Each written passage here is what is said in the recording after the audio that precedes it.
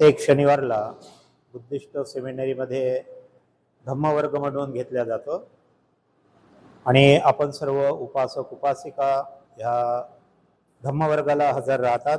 जय भीम.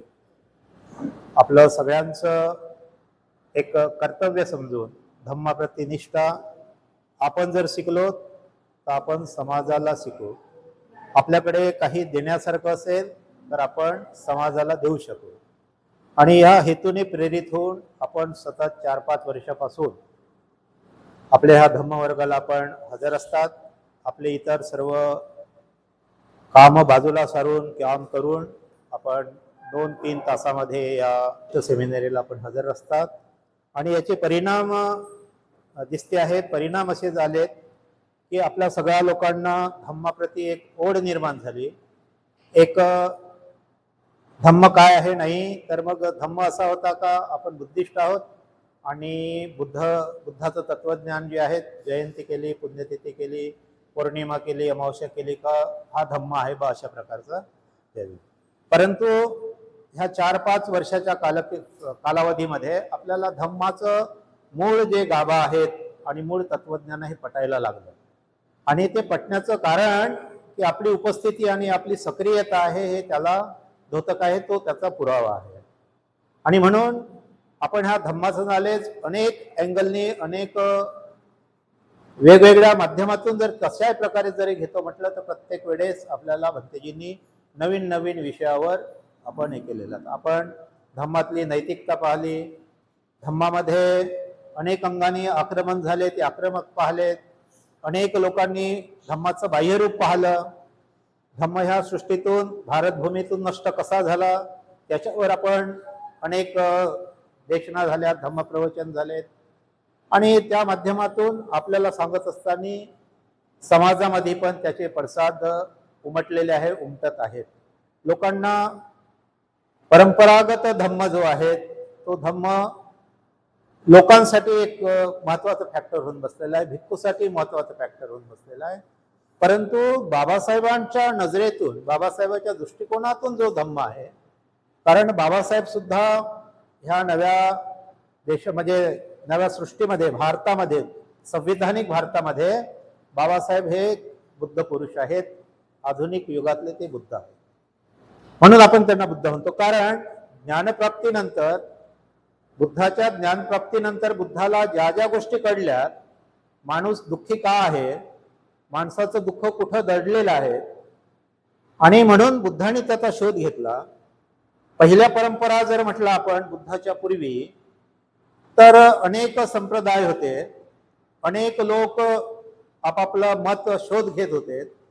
सृष्टी कोणी निर्माण केली, सृष्टी कशी निर्माण झाली, सृष्टीचा म्हणजे निर्माता कोण, सृष्टी चालते कशी. आणि मग त्यांनी आपल्या चिंतन मननातून ज्यांचा जेवढा कस आपल्या बुद्धीचा लावला आणि त्याच्या मधूनच हा वेगवेगळ्या देव, आत्मा ह्या सगळ्या गोष्टी ज्या आहेत त्या निर्माण झाल्या. कोणीतरी चालवणारा वरती आहेत, त्या सृष्टीचा कोणीतरी रचिता आहेत, त्या सगळ्या बाबी आहेत. त्या अशा कालखंडामध्ये बुद्धाची निर्मिती म्हणजे बुद्धाचा जन्म झाला. आणि तथागत सिद्धार्थांनी गृहत्याग व्हायच्या म्हणजे बुद्धत्व निर्माण प्राप्त व्हायच्या पहिले जेव्हा गृहत्याग केला तेव्हा बाहेर गेल्यानंतर त्यांच्या मनात प्रश्न पडला तर आपण नेमकं करायचं काय. आणि जेवढे संप्रदाय होते, जवळपास 62 संप्रदाय होते, त्या 62 संप्रदायाकडे निवडक अनेक लोकांकडे गेलेत. जे त्यावेळेचे निवडक संप्रदाय होते त्या संप्रदायाकडे जाऊन बुद्धाने त्याचं चिंतन मनन केलं आणि त्यांना विचारलं. जसे आलार कलाम आहे, भृग ऋषी आहेत, कपिल आहेत, म्हणजे असे अनेक 5-6 त्यांनी निवडक तेवढ्या ह्याच्यामध्ये असे संप्रदाय निवडलेत आणि त्याच्यावर चिंतन केलं. चिंतन केल्यानंतर त्यांना विचारणा केली का तुमच्याकडे आणखी काही शिकण्यासारखं आहे का. तर त्यांनी म्हटलं आमच्याकडे जे काही होतं ते सगळं तुम्हाला आम्ही सांगितलं. मग त्याच्यामध्ये ध्यान साधण्याला म्हणजे ज्या काही ध्यान साधण्याचे प्रकार असेल ते आलेत, श्वासावर आधारित असेल ते आलेत. परंतु ह्या सगळ्या प्रकारामध्ये तथागताचं समाधान न झाल्यामुळं, ते सॅटिस्फाईड न झाल्यामुळं त्यांची एक वैचारिक ओढ जो होती, वैचारिक ओढ एकदम उच्च कोटीची होती आणि याच्यामध्ये एवढ्या ज्या चालत होत्या याच्यामध्ये ते गुरफटून राहिले नाही, म्हणून ते बुद्ध पुरुष झाले, कारण त्याच्याही समोर ते गेले. आणि जेव्हा त्यांना कळलं का हे लोक सांगत आहेत हे काही अंशी जरी सत्य असेल परंतु 100% सत्य नाही असा त्यांचा कॉन्फिडन्स झाला, तेव्हा ते समाधीच्या म्हणजे ध्यानस्थ बसले, एक चिंतन मननासाठी घेतले. ध्यानस्थ बसले म्हणजे डोळे लावून श्वासावर लक्ष केंद्रित केलं वगैरे हे काही नाही, ध्यान बसले आणि त्यांनी लक्ष आपलं जे चित्त जे आहे, ज्या समस्या आहे, जे हे लोक करत होते म्हणजे देव आहेत का, आत्मा आहेत का, पुनर्जन्म आहेत का, तर याच्यावर ह्या गोष्टीवर तथागतांनी सुद्धा लक्ष केंद्रित केलं. आणि त्यांना खूप शरीराला पिढा दिली. पिढा दिल्यानंतर म्हणजे साफळा झाला हाडाचा आणि त्यांना वाटलं का हा काही मार्ग नाही, म्हणजे सत्याचा किंवा माणसाच्या दुःखमुक्तीचा हा काही मार्ग नाही, याच्यातून माणूस निष्पन्न म्हणजे पाहिजे ते निष्पन्न करू शकत नाही, इतका बुद्धाचा ठाम निर्धार झाला. आणि तिथून ते उर्वेल्यावरून अटलेत आणि बुद्धगयेकडे प्रयाण केलं. हे सगळं आपल्याला माहित आहे. आणि हे याची पार्श्वभूमी सांगायचं कारणही तेच आहे की प्रत्येक वेळेस आपण एक पार्श्वभूमी जोपर्यंत त्याचा बेसिक फंड आपल्याला समजत नाही तोपर्यंत त्याचं आन्सर पण कळत नाही. आणि म्हणून त्यांनी शरीराला पिढा देऊन 1 दाणा 2 दाणे 1 घास 4 घास असं खात वेगवेगळे प्रयोग केले, वेगवेगळे प्रयोग केले. आणि ते प्रयोगांती त्यांना असं निष्पन्न झालं का हा मार्ग नाही, हा शरीराला पीडा देणं हा मार्ग नाही. आणि म्हणून त्यांनी उर्वेला सोडले आणि बुद्धगयेला आले.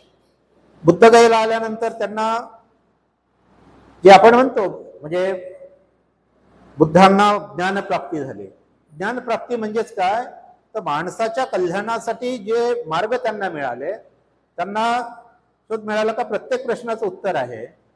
प्रश्न आहे, प्रश्न निर्माण होतोय, त्या प्रश्नाचं उत्तर आहे, कारण त्या प्रश्नाचं उत्तर चिंतनातून तयार होते, म्हणजे चिंतनातून मिळते. आणि उत्तर मिळाल्यानंतर माणूस त्याचा आणखी विस्तार करू शकतो. हेच एक ज्ञानप्राप्तीचा तो स्रोत होता. आणि म्हणून पुढे चालून तथागतांनी ज्या मौलिक सिद्धांत केलेत, आपण प्रत्येक वेळेस आपण पंचशिलेचा हा सिद्धांत घेतो, म्हणून आजचा जो विषय आहे धम्माचा मूळ सिद्धांत, म्हणजे हा जो गाभा आहे याच्यानंतर पुन्हा आहे 8 पारमिता आहेत, आणखी आपण टप्प्याटप्प्यानं काही महत्वाचे जे घटक आहेत ते आज जरी नाही झाले तर पुढच्या पिरियडला किंवा इतर याला आपण ते तपासून पाहूया. तर हा धम्माचा मूळ सिद्धांत जो आहे हा सिद्धांत बुद्धाच्या मेन तत्वज्ञानामध्ये लपलेला आहे. परंतु आज नेमकं काय होतंय, हे तत्वज्ञान बाजूला पडते, मूळ तत्वज्ञान बाजूला पडते आणि बुद्धाचं जे आजच्या समाजाच्या हिताचं आहे किंवा नाही ते त्यांना जे सांगते त्यांना माहीत. बुद्धांनी सुद्धा त्यावेळेचे आपण नेहमी सांगतो की बुद्धांनी त्यावेळेच्या माणसांना दुःखातून मुक्ती करण्यासाठी जे बेसिक सिद्धांताची नियमाची किंवा त्याची गरज होती ते त्यांनी समोर आणलेले आहे. आणि वर्तमान स्थितीमध्ये बाबासाहेबांनी आपल्याला धम्म दिल्यानंतर बाबासाहेबांनी सुद्धा त्या धम्माचं चिंतन मनन केलं. म्हणजे बाबासाहेबांनी असंच दिलं नाही, बुद्धाच्या धम्माचं चिंतन मनन. आणि बुद्धाचे जे मूळ सिद्धांत जे होते त्या मूळ सिद्धांताला आजच्या पर्यंत कोणते सिद्धांत माणसाच्या उपयोगाचे आहेत, परंतु हे सिद्धांतापेक्षाही लोक जास्त म्हणजे एका अंगाला एका बुद्धाच्या एक अंग, अरे बुद्धाचा धम्म हा महासागर आहे, बुद्धाचा धम्म महासागर आहे. एका जन्मात एका माणसाला आपलं कुटुंब सांभाळून त्याच्यावर चिंतन करणं खूप कठीण आहे. तो करेल का नाही, त्याला समजेल का नाही हे तेवढंच. आणि म्हणून बुद्धालाच पहिले प्रश्न पडला की माझा हा ज्ञान प्राप्तीचा मार्ग जो आहे मी उपासकांना सांगू किंवा नाही. अनेकदा चिंतन मनन करून तो त्यांनी तिथे मग समोर आणला. तर तेव्हा बुद्धाला प्रश्न जो पडला तोच प्रश्न बाबासाहेबाला पण पडला. हा इतका 32 पुस्तकामध्ये किंवा 32 खंडामध्ये आणि वेगवेगळ्या नंतर लिहिलं गेलं. तर माझा समाज पहिलेच दारिद्र्याने खचून आहे, गरिबीने खचून आहे, पिढ्यानपिढ्या त्याच्यापासून शिक्षणापासून वंचित आहे. आणि मग मी हे सगळं या समाजाला सांगू, मी काही देणार नाही, धम्म देईल, मी धर्मांतर करेल, मी धम्म दीक्षा घेतली आणि आता मोकळं सोडून जर दिलं तर प्रश्नचिन्ह बाबासाहेबांसमोर उभं होतं. आणि म्हणून बाबासाहेबांनी चिंतनातून एक कुशाग्र माइंडचे व्यक्तिमत्व असलेले बाबासाहेब त्यांनी आपल्या चिंतनातून हा धम्म आजचा निळफुल काय आहे म्हणून अनेक प्रश्नावर बाबासाहेबांनी वाच्यता केली की हे प्रश्न निरर्थक आहे, आजच्या घडीला तो उपयोगी नाही. जसं आत्मा आहे किंवा नाही, देव आहे किंवा नाही, पुनर्जन्म आहे किंवा नाही.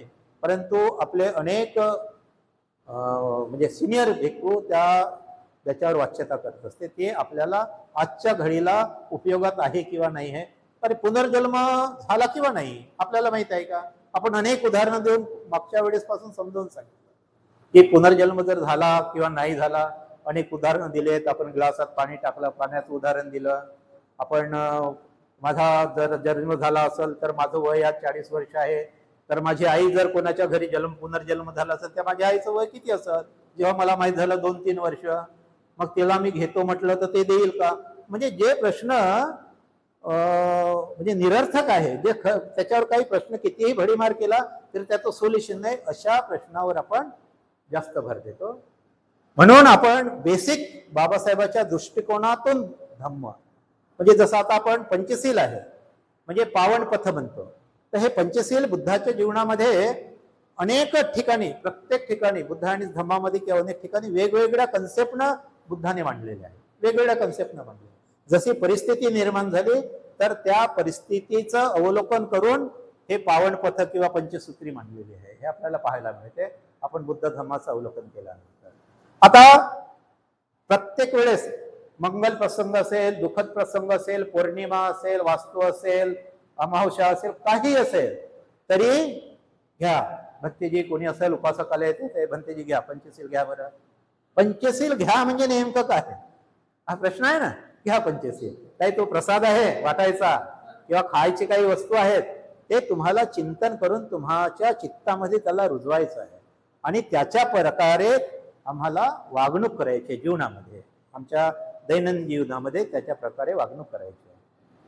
आता मी तुम्हाला आपण नेहमी बोलताना बोललो काय, एखाद्याचा मृत्यू होते, मृत्यू झाल्यानंतर शिडी उचलताना भंतेजी घ्या, त्रिशरण पंचशील घ्या. बरं हा चालू झालं. त्याच्यानंतर जेव्हा अग्नी द्यायला जाते, काळ्या रचल्या जाते, सगळं सरळ रचल्या जाते, हा चला त्रिशरण पंचशील घ्या.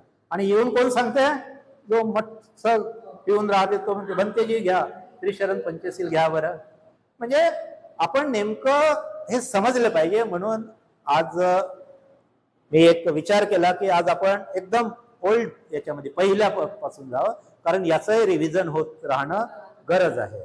म्हणून आता हे पंचशीलेचा जो मार्ग आहे ज्याला पावन पथ म्हणतो, एक सन्मार्ग आहे, त्याला इम्प्लिमेंट कसं करायचं जीवनामध्ये इम्प्लिमेंट कसं करायचं. आता हा जो पहिला पॉइंट आहे, कोणालाही आहात न करणे म्हणजे पानातिपाता वेरमणी सिक्खापदम समाधियामी. आपण सरळ सरळ त्याचा अर्थ घेतो की प्राणी मात्राची हिंसा करू नये. आता याचा अर्थ फक्त प्राणी मात्राची हिंसा करू नये एवढाच नाही, तर त्याला गांभीर्य जर घेतलं तर आपल्या वाणीतून कोणतेही चुकीचे शब्द होणे, आपल्या वाणीतून चुकीचे शब्द निघल्यामुळे समोरचा माणूस जर दुखावत असेल ते सुद्धा एक प्रकारची हिंसा आहे. आणि म्हणून असा कोणताही आपल्या मुखातून चुकीचा शब्द निघू नये. प्राणी मात्राप्रतीही दयाभाव निर्माण व्हावा, व्यक्तिविशेषलाही तो दुखावू नये आणि अशा अनेक बाबीतून तो शब्द उच्चारला जावा. पानातिपाता वेरमणी सिक्खापदम समाधियामी. जर मग याला आणखी इम्प्लिमेंट करायचं आणि सविस्तर आणखी या मुद्द्याला बघायचं आहे, तर काय बघायचं आहे की मी जे हे शब्द उच्चारत आहो की माझ्या शब्दामुळं कोणी दुखावलं गेलं, माझ्या शब्दामुळे कोणाची हत्या झाली, मी बोलल्यामुळे कोणाचा प्राण गेला किंवा पशुला इजा झाली, तर त्याचे दुःख रिटर्न पाहिजे का मी असं बोललो नसतो तर अशी घटना घडलेली नसते. आणि ही गोष्ट सतत विचार करणं, माझ्या शब्द म्हणजे मुखाद्वारे माझ्या वाणीद्वारे असा कोणताही शब्द बाहेर निघू नये याच्यावर 10 विचार करणे. आणि म्हणून हे विचार करण्यासाठी पंचशिलेचं पहिलं सूत्र आहे की माझ्या हातून, माझ्या कृतीतून, माझ्या कर्माने, माझ्या वाणीच्या कर्माने असं कोणतंही पाप कर्म होऊ नये, ही दक्षता आपण घेतली पाहिजे. म्हणजे त्याला समजायचं आहे तसं आपल्याला समजायचं आहे, जेणेकरून कोणीच आपल्या कुटुंबामध्ये दुःखी होणार नाही, आपले मित्र दुःखी होणार नाही, समाजातला कोणताही माणूस दुःखी होणार नाही, आणि आमची सगळ्यांची मैत्री होईल, आणि मैत्रीतून एकसंग जेव्हा येऊ एक ताकद निर्माण होईल, त्या ऊर्जेतून, त्या ताकदीतून आपल्याला काहीतरी वेगळं निष्पन्न होणार आहे. म्हणून पहिलं सूत्र जे होतं, पहिलं सूत्र जे पाणातिपाता वेरमणी सिक्खापदम समाधियामी, तर त्या परिणामाची जाणीव पहिले करणे, बोलण्याच्या पहिले, वागण्याच्या पहिले, कृती करण्याच्या पहिले, आणि नंतर मग त्याला इम्प्लिमेंट करणे. तर थोड्या वेळासाठी कोणतीही गोष्ट करत असताना आपल्या चित्तामध्ये हा भाव निर्माण करणे की सजग असणे, सतर्क असणे, बोलण्याच्या पूर्वी सजग असणे, बोलल्यानंतर सजग असणे. तर ह्या बाबी आहेत, धम्माचा केंद्रबिंदू आहेत, आणि हा म्हणून धम्माचा मूळ सिद्धांत आहेत. असे सिद्धांताचे अनेक पार्ट आहेत, ते आपण टप्प्याटप्प्यानं बघूया. आता दुसरा आहे चोरी न करणे, दुसऱ्याच्या वस्तूवर, संपत्तीवर आपला हक्क न सांगणे. म्हणजे चोरी न करणे म्हणजे अदिन्न दाना, आपण सुत्त म्हणतो ना, अदिन्न दाना वेरमणी सिक्खापदम समाधियामी. आता चोरी न करणे, तर आपल्याला सगळ्यात महत्वाचं आपल्या कृतीतून, आपल्या मनातून एखादी कोणाची गोष्ट आवडली, कोणाची वस्तू आवडली, आणि ते आपल्याला हवीशी वाटली, तर असं होते, कारण माणूस आहे, मनुष्य आहे, मनुष्याच्या चित्तामध्ये अनेक प्रकारचे राग, लोभ, मोह ह्या सगळ्या साठलेल्या आहेत, आणि त्या असा कधीतरी तो अंग एक तयार होतो, आणि त्याच्यातून मग माणसाला चोरी करण्याची इच्छा होते. चला ना, जाऊ द्या ना, त्यांच्याकडे तो खूप आहे, काय फरक पडते, दिसल का, नाही दिसणार, तर हे भाव. परंतु त्या गोष्टीवर पहिलेच आपण सुदृढ राहणं, ती माझी नाही आहे, ती माझी नाही आहे, तर ती मला नको आहे, ती माझी आहेच नाही, तर मी त्याच्यावर हक्क कशाला सांगू, कशाला ते लपवून घेऊ, कशाला त्याची चोरी करू.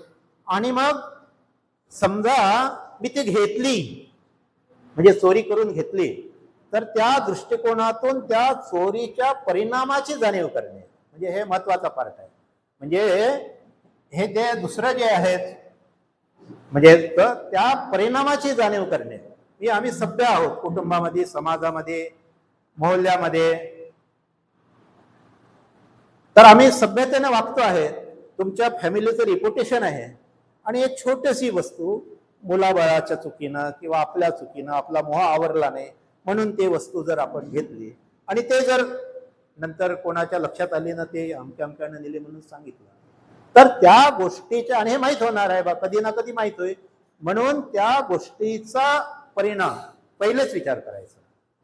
हे आमची एवढी प्रतिष्ठा आहे, आमचं नाव आहे, समाजामध्ये आहे, नातेवाईकामध्ये आहे, आणि मग हे चोरी जर मी केली, लपून जर नेली, आणि हे माहीत जर पडलं, किती परिणाम होईल.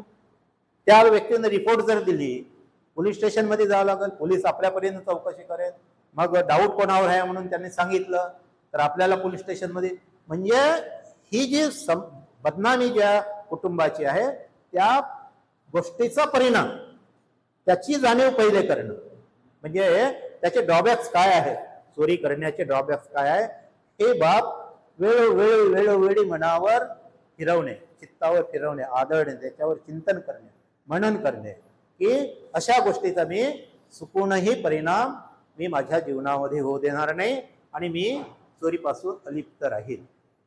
म्हणजे ही गोष्ट वेळोवेळी आपल्या चित्तावर, मनावर जर आपण प्रदीर्घ काळपर्यंत त्याचं चिंतन केलं, तर एक सराव जो आहे, ते हळूहळू ही गोष्ट अशी होईल की माणसाला सराव होत राहील, आणि ती गोष्ट आपण करणार नाही. अनेक देशामध्ये आपण जपानचं उदाहरण घेतो, जपान सारख्या राष्ट्रामध्ये आपल्याला दिसते आहे, कोणाची कितीही महाग वस्तू किंवा एखाद्या हॉटेलमध्ये विसरली तरी पण ते तिथंच राहील, तो काउंटरवर जमा होईल. 2 दिवसांनी तुम्ही जर गेले, 4 दिवसांनी गेले, त्यांना विचारलं तर ते तुमची वस्तू मिळणार, कारण ते त्या गोष्टीचं इम्प्लिमेंट करते. ते माझी नाही आहे म्हणजे नाही आहे. म्हणून जपानमध्ये ह्या पंचशिलेचं आचरण प्रॅक्टिकली जीवनात होते, त्याच्यामुळे त्यांना पंचशील रोज म्हणायची गरज नाही. आपण रोज पंचशील म्हणतो, म्हणजे विहारात जातो, पंचशील म्हणतो, अनेक ठिकाणी म्हणतो, रोज म्हणतो, पण त्यांना प्रॅक्टिकल कसं इम्प्लिमेंट करायचं याच्यावर चिंतन मनन केलं जात नाही. काही लोक सांगत असेल, नाही सांगत अशातला भाग नाही, परंतु प्रसार करणारे आणि प्रचार करणारे काही कमी संख्यानं लोक असल्यामुळं त्याचा प्रभाव जो समाजाला पडायला पाहिजे तो समाजाचा प्रभाव पडला नाही आहे. पडला जर असता तर त्याचं चित्र दिसतं. नुसतं पंचशिलेचं पालन जरी समाजाने काटेकोरपणे केलं असतं तर त्याचं चित्र समाजामध्ये एक वेगळं दिसत असतं. परंतु समाजामध्ये ते चित्र दिसत नाही, याचा अर्थ ह्या पंचशिलेचं शिकवण्यामध्ये किंवा त्याला इम्प्लिमेंट करण्यामध्ये कुठेतरी फरक पडला आणि ते होत नाही. म्हणून वेळोवेळी किंवा आपण कमी पडतो आहे, संख्या जास्त आहे, आपल्याकडे ज्या गोष्टीकडे लक्ष केंद्रित व्हायला पाहिजे तिकडे न होता दुसऱ्या गोष्टीकडे लक्ष केंद्रित होते. आमची ऊर्जा, लोक काम करत नाही अशातला भाग नाही. ती सचोटी किंवा जे पाहिजे ते न झाल्यामुळं खूप मेहनत करतात लोक, आपले लोक खूप मेहनत करतात, काम करतात, परंतु त्याची काम करण्याची जी समाजामध्ये त्याचा आउटपुट दिसत नाही म्हणून प्रश्न निर्माण होतो. मग ते आपल्याही कर्मा म्हणजे आपल्याही कामाच्या याच्यामध्ये ते दिसते आहे. आपणही कुठेतरी चुकत असू किंवा आपला प्रभाव थोडा तुटका पडत आहे असा त्याचा अर्थ होते. आणि म्हणून प्रभाव टाकणाऱ्या गोष्टी छोट्याशा करायच्या, पण प्रभाव टाकणाऱ्या गोष्टीच आपण केल्या पाहिजे.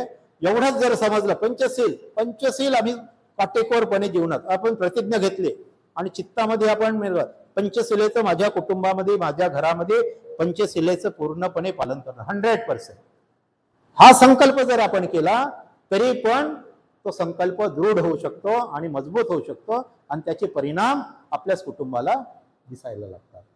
म्हणजे जसं आपण म्हटलं, चोरी न करणे, आपण मुलाबाळांना सवय लावायची. मुलांना सवय असते, नव्यानं शाळेत गेला त्यांना कळत नाही, LKG UKGचा मुलगा कोणाचं पुस्तक आणलं, कोणाची पेन्सिल आणली, तर वडिलाचं कर्तव्य हे बन